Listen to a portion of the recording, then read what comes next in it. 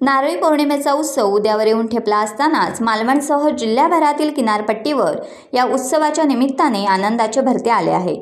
या उत्सवाच्या निमित्ताने मालवण शहर आणि तालुक्यात पुरुषांबरोबरच खास महिलांसाठी नारळ लढवणे स्पर्धा आयोजित करण्यात आल्या आहेत।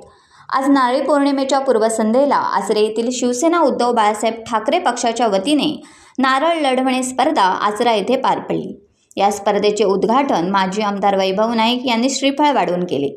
यावेळी ठाकरे शिवसेनेचे आचरा विभाग प्रमुख समीर लब्धे, मंगेश टेमकर, जगदीश पांगे, अविराज परब, पप्पू परुळेकर, नारायण कुबल आदी व इतर उपस्थित होते।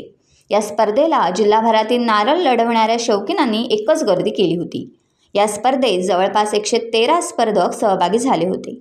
या स्पर्धेत सिद्धेश परब याने बाजी मारत प्रथम विजेत्या चषकावर आपले नाव कोरले, तर अमर गावकर हा द्वितीय विजेता ठरलाय।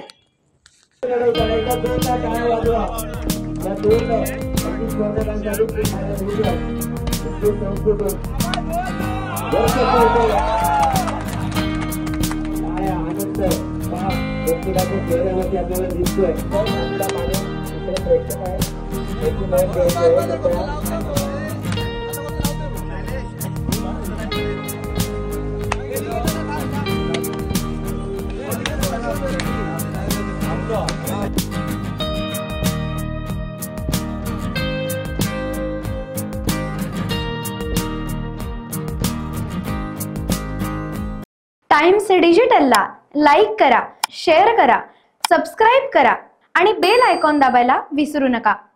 Times digital.